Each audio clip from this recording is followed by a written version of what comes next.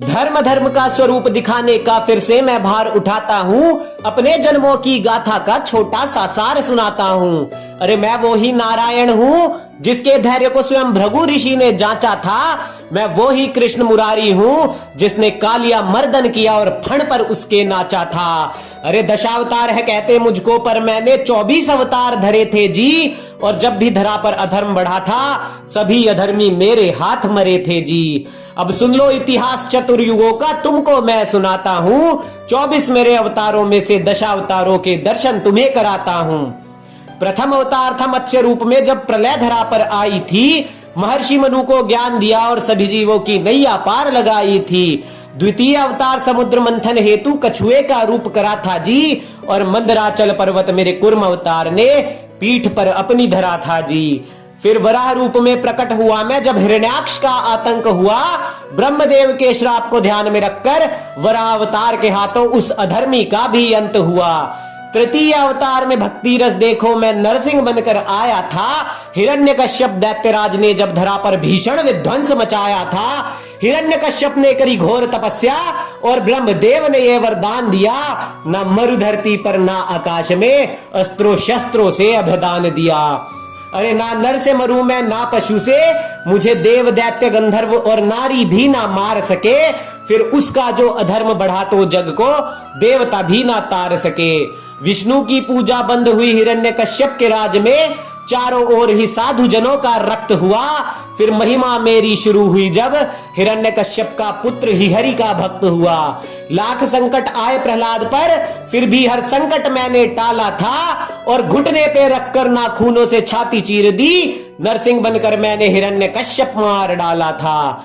कुछ लोग कहते हैं मुझसे कि आप राजा राम या कृष्ण रूप में हमेशा राजा बनकर आए थे, किंतु मैंने भिक्षु बन पंचम अवतार में वामन रूप धरा था। तब दैत्यराज बाली बहुत पछताए थे।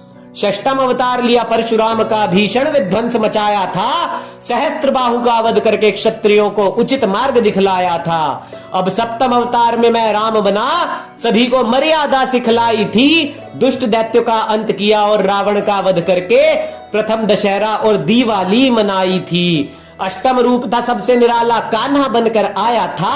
धर्म और कर्म का भेद बताया, फिर भी ना समझो ने छलिया मुझे बताया था। अरे पालन करता हूँ सृष्टि का, हर मनुष्य से मुझको प्यार है।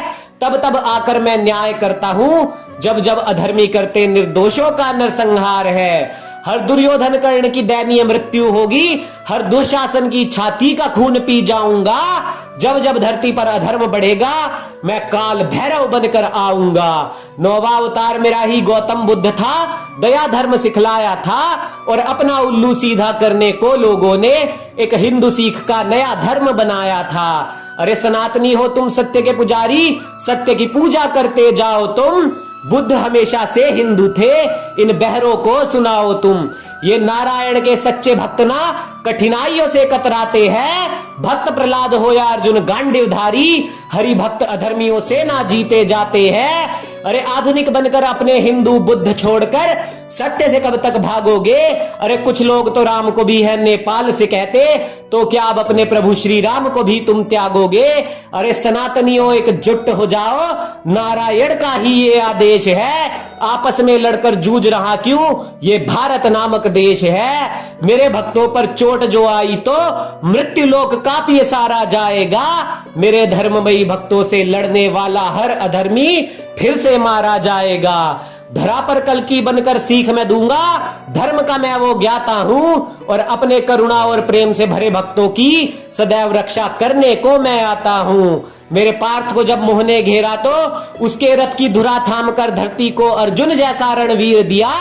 और आंच जब मेरे प्रहलाद पर आई तो नरसिम्हा बनकर हिरण्यकश्यप चीर दिया। अरे धर्म योद्धाओं संग लड़ूंगा, फिर से धरा पर मैं आऊंगा। अधर्मियों के खेमे में भीषण विध्वंस मचाऊंगा।